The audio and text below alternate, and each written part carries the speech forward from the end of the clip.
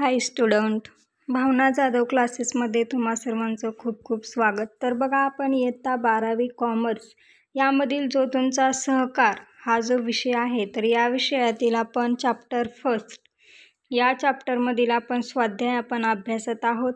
तर बघा, लास्ट व्हिडिओमध्ये पार्ट 1मध्ये आपण प्रश्न क्रमांक 2 हा पूर्ण याची उत्तरे आपण पाहिलेली आहेत. त्याची लिंक मी डिस्क्रिप्शन बॉक्समध्ये दिलेली आहे, ठीक आहे.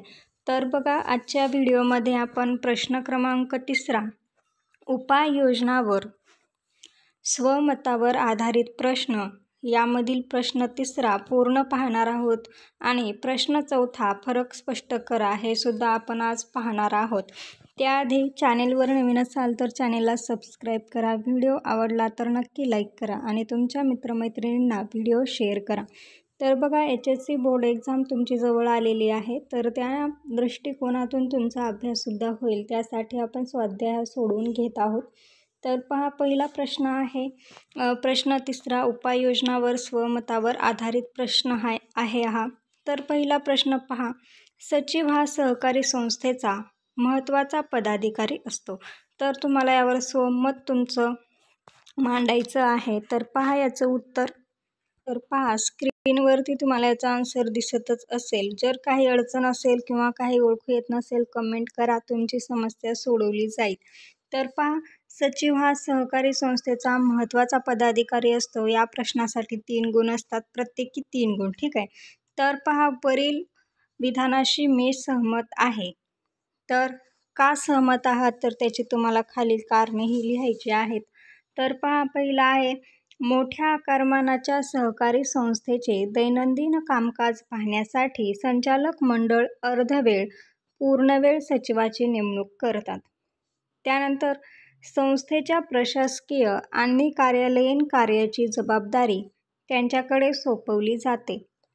तिसरं कारण आहे, तो संचालक मंडळ आणि सभासदांच्या सभांची कार्यक्रम पत्रिका तयार करणे, आवश्यक कागदपत्रे तयार करणे, सभेची सूचना संबंधितांना देणे आणि सभेचे इतिवृत्त लिहिणे या वैधानिक जबाबदाऱ्या पार पाडतो. त्यानंतर चौथं पहा, संस्थेचा पत्रव्यवहार करणे, संचालक मंडळ व सभासदांच्या सभेत घेण्यात आलेल्या निर्णयांची कार्यवाही करणे इत्यादी जबाबदाऱ्या या पार पाडतो. म्हणून सचिव हा सहकारी संस्थेचा महत्त्वाचा पदाधिकारी असतो. तर पहा, तुम्हाला प्रश्न 3 यामध्ये फक्त एक प्रश्न दिलेला आहे. पार्ट 1 प्रश्न 2 याची उत्तरे पाहिली नसतील, त्याची लिंक मी डिस्क्रिप्शन बॉक्समध्ये दिलेली आहे, तसेच प्लेलिस्टमध्ये सुद्धा तुम्ही पाहू शकतात. त्यानंतर पहा, प्रश्न 4 फरक स्पष्ट करा. तर फरक स्पष्ट करा यामधील प्रश्न पहिला, क्रियाशील सभासद आणि नाममात्र सभासद यातील फरक. तर पहा, फरक स्पष्ट करा हा प्रश्न प्रत्येकी 4 गुणांसाठी असतो. एका प्रश्नासाठी 4 गुण असतात, ठीक आहे. तर फरक स्पष्ट करताना तुम्हाला 4 तरी घटक लिहिणे एक्झाममध्ये आवश्यक आहे, कारण प्रश्न 4 गुणासाठी आहे. 4 घटकाला 4 मार्क मिळून जातील, ठीक आहे. तर बघा, क्रियाशील सभासद आणि नाममात्र सभासद याचा डिफरन्स कशा पद्धतीने तुम्हाला लिहायचा आहे. तर बघा, याच्यामध्ये जे दिलेलं आहे त्या पद्धतीने तुम्ही लिहू शकतात, किंवा जर ती अर्थ भागधारणा, तर हे जे पॉईंट आहे तुम्ही याच्या साईडला घटक म्हणून टाकून ते सुद्धा लिहू शकतात. तर बघा, सर्वात आधी आपण क्रियाशील सभासद याचा अर्थ पाहूया, नंतर नाममात्र सभासद याचा अर्थ पाहूया. तर पहा, घटक पहिला, अर्थ. सभासदांच्या सर्व अटींची पूर्तता करणाऱ्या भागधारकास व्यक्तीस क्रियाशील सभासद असे म्हणतात, ठीक आहे. त्यानंतर नाममात्र सभासद म्हणजे काय पहा, सहकारी संस्था उपलब्ध करून देत असलेल्या वस्तू आणि सेवेंचा लाभ घेण्याच्या उद्देशाने केवळ प्रवेश शुल्क भरून सभासद झालेल्या व्यक्तीस नाममात्र सभासद असे म्हणतात. त्यानंतर सेकंड घटक आहे भागधारणा. तर भागधारणा यामध्ये पहा, क्रियाशील सभासद संस्थेचे प्रवेश शुल्क भरतो आणि किमान भाग खरेदी करतो, आणि नाममात्र सभासद संस्थेचे केवळ प्रवेश शुल्क भरतो, त्याने भागांची खरेदी केलेलीही नसते. त्यानंतर तिसरा घटक आहे भाग प्रमाणपत्र नाव. तर बघा, भाग प्रमाणपत्रावर नाव भाग प्रमाणपत्रावर प्रथम क्रमांकावर क्रियाशील सभासदांचे नाव असते, तर नाममात्र सभासदाने भागांची खरेदी केली नसल्याने भाग प्रमाणपत्रावर त्याचे नाव नसते. त्यानंतर चौथा घटक आहे मतदानाचा आणि व्यवस्थापनात सहभागी होण्याचा अधिकार. तर क्रियाशील सभासदांना पहा, क्रियाशील सभासदाला संस्थेच्या पदाधिकाऱ्यांच्या वेळोवेळी होणाऱ्या निवडणुकात मतदान करण्याचा अधिकार असतो. तसेच निवडून आल्यास संस्थेच्या व्यवस्थापनात तो सहभागी होऊ शकतो. नाममात्र सभासदाला संस्थेच्या पदाधिकाऱ्यांच्या वेळोवेळी होणाऱ्या निवडणुकात मतदान करण्याचा अधिकार नसतो. तर व्यवस्थापन समितीवर निवडून येण्यास नाममात्र सभासद हा अपात्र असतो. अशा पद्धतीने तुम्हाला क्रियाशील सभासद आणि नाममात्र सभासद यामधील डिफरन्स हा लिहायचा आहे. त्यानंतर पहा, सेकंड क्वेश्चन आहे नाममात्र सभासद आणि सहयोगी सभासद यामधील फरक स्पष्ट करा. तर पहा, नाममात्र सभासद आणि सहयोगी सभासद, तर यामधील पहिला घटक आहे अर्थ. तर अर्थ पाहूयात. सहकारी संस्था उपलब्ध करून देत असलेल्या वस्तू आणि सेवांचा लाभ घेण्याच्या उद्देशाने केवळ प्रवेश शुल्क भरून सभासद झालेल्या व्यक्तीस नाममात्र सभासद असे म्हणतात. तर ज्या व्यक्तीने क्रियाशील सभासदांबरोबर संयुक्तपणे सहकारी संस्थेच्या भागांची खरेदी केलेली असते त्यास सहयोगी सभासद असे म्हणतात. सेकंड घटक आहे भागधारणा. तर पहा, नाममात्र सभासद संस्थेचे केवळ प्रवेश शुल्क भरतो, त्याने भागांची खरेदी केलेली नसते. तर सहयोगी सभासद क्रियाशील सभासदाबरोबरच प्रवेश शुल्क भरतो आणि संयुक्तरित्या भागधारण करतो. त्यानंतर तिसरा घटक आहे भाग प्रमाणपत्रावर नाव. तर पहा, नाममात्र सभासदाने भागांची खरेदी केली नसल्याने भाग प्रमाणपत्रावर त्याचे नाव नसते. तर सहयोगी सभासदाने संयुक्तपणे भाग खरेदी केलेले असल्याने भाग प्रमाणपत्रावर दुसऱ्या क्रमांकावर त्याचे नाव असते. त्यानंतर चौथा घटक आहे मतदानाचा अधिकार. नाममात्र सभासदाला संस्थेच्या पदाधिकाऱ्याच्या वेळोवेळी होणाऱ्या निवडणुकात मतदानाचा अधिकार नसतो. ठीक आहे. तर सहयोगी सभासदाला क्रियाशील सभासदाच्या अनुपस्थितीत सहयोगी सभासदाला संस्थेच्या पदाधिकाऱ्यांच्या निवडणुकीत मतदान करण्याचा अधिकार असतो. तर नाममात्र सभासद आणि सहयोगी सभासद यामधील फरक आपण पाहिलेला आहे. नेक्स्ट आहे सहयोगी सभासद आणि क्रियाशील सभासद.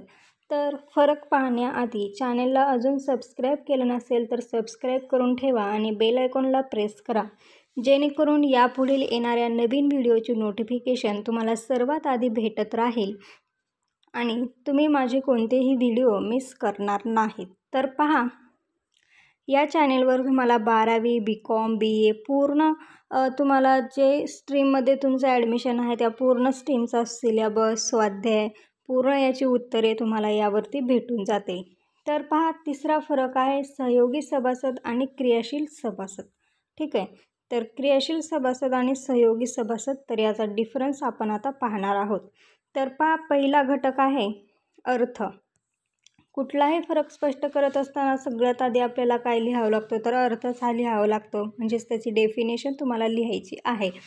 तर पहा, क्रियाशील सभासद सभासदत्वाच्या सर्व अटी पूर्ण करणाऱ्या भागधारक व्यक्तीला क्रियाशील सभासद असे म्हणतात. तर नियमित क्रियाशील सभासदाबरोबर ज्या व्यक्तीने संयुक्तपणे भागधारणा केली असेल त्या व्यक्तीला सहयोगी सभासद असे म्हणतात.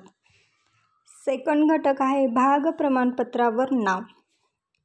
भाग प्रमाणपत्रावर प्रथम क्रमांकावर क्रियाशील सभासदाचे नाव असते, तर भाग प्रमाणपत्रावर द्वितीय क्रमांकावर सहयोगी सभासदाचे नाव असते.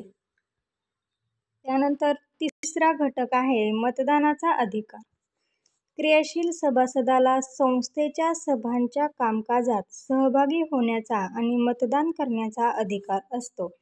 तर नियमित सभासदाच्या अनुपस्थितीत सहयोगी सभासदाला संस्थेच्या सभांच्या कामकाजात सहभागी होण्याचा आणि मतदान करण्याचा अधिकार असतो. त्यानंतर चौथा घटक आहे व्यवस्थापनात सहभाग. संस्थेच्या निवडणुकात सहभाग होण्याचा आणि निवडून आल्यास व्यवस्थापनात सहभागी होण्याचा अधिकार त्यास असतो. तर संस्थेच्या निवडणुकात सहभागी होण्याचा आणि निवडून आल्यास व्यवस्थापनात सहभागी होण्याचा अधिकार त्यास नसतो. तर अशा पद्धतीने सहयोगी सभासद आणि क्रियाशील सभासद यामधील डिफरन्स तुम्हाला फरक स्पष्ट करा हे लिहायचं आहे. त्यानंतर चौथा क्वेश्चन आहे अध्यक्ष आणि सचिव, तर यामधील फरक स्पष्ट करा. तर सगळ्यात आधी आपण काय बघत असतो तर अर्थ. तर यातील सुद्धा पहिला घटक तुमचा अर्थ आहे. तर अध्यक्ष व्यवस्थापन समितीचे सभासद आपल्यापैकी ज्येष्ठ सदस्यांची संस्थेच्या अध्यक्ष म्हणून निवड करतात. तर सहकारी संस्था कायद्यानुसार करावयाची प्रशासकीय व कार्यालयीन कार्य करण्यासाठी व्यवस्थापन समितीद्वारा नियुक्त व्यक्तीला सचिव किंवा चिटणीस म्हणतात. त्यानंतर सेकंड घटक आहे स्वरूप. अध्यक्षपद हे मानद असते. अध्यक्ष हा सर्वसाधारण सभेचा आणि व्यवस्थापन समितीचा पदसिद्ध अध्यक्ष असतो. तर सचिव पहा, सचिवाचे स्वरूप. लहान आकाराच्या सहकारी संस्थेत सचिव पद मानद असते. तर मोठ्या आकाराच्या संस्थेत सचिव हा अर्धवेळ, पूर्णवेळ पगारी सेवक असतो. त्यानंतर तिसरा घटक आहे प्रमुख कार्य. तर प्रमुख कार्य पहा, अध्यक्ष आणि सचिवाची सर्व सभा त्याच्या अध्यक्षतेखाली व नियंत्रणाखाली पार पडतात. त्यास निर्णायक मत देण्याचा अधिकार असतो. तर सचिवाला संस्थेची प्रशासकीय कार्य त्याच्या देखरेखीखाली होतात. संस्थेचा पत्रव्यवहार करणे ही त्याची जबाबदारी असते. तर याचा कार्यकाल पहा. सहकारी कायद्यानुसार अध्यक्षाचा कार्यकाल हा 5 वर्षाचा असतो. तर सचिवाची नेमणूक व्यवस्थापन समितीद्वारा करण्यात येते. त्याचा कार्यकाल हा निश्चित असतो. तर फरक स्पष्ट करा. यामधील आपला चौथा सुद्धा फरक स्पष्ट करून झालेला आहे. जर यात काही समजलं नसेल किंवा व्हिडिओ क्लिअर दिसत नसेल किंवा काहीही अडचण असेल तुम्हाला, तर कमेंट सेक्शनमध्ये तुम्ही मला कळवू शकता. ठीक आहे. तर अशा पद्धतीने तुम्हाला फरक स्पष्ट करा हा प्रश्न सोडवायचा आहे. प्रत्येकी 4 गुण असतील. जर महत्त्वाचे प्रश्न पाहिजे असतील तर SP, OCM, तर त्याचे महत्त्वाचे प्रश्न बोर्ड पेपरच्या दृष्टिकोनातून जे महत्त्वाचे आहे तर ते व्हिडिओसुद्धा आपल्या चॅनेलवर अवेलेबल आहेत. तुम्ही चॅनेलवर नवीन असाल तर ते व्हिडिओ जाऊन पाहू शकतात. तर पार्ट 1ची लिंक डिस्क्रिप्शन बॉक्समध्ये दिलेली आहे, त्याला जॉईन करा. आणि नेक्स्ट व्हिडिओमध्ये म्हणजेच पार्ट 3मध्ये आपण टिपा लिहा हा क्वेश्चन सोडवून घेणार आहोत. त्यासाठी सबस्क्राईब करा, व्हिडिओला लाईक करा आणि खरंच तुम्हाला याचा उपयोग होत असेल तर कमेंट सेक्शनमध्ये थँक्यू बोला. धन्यवाद.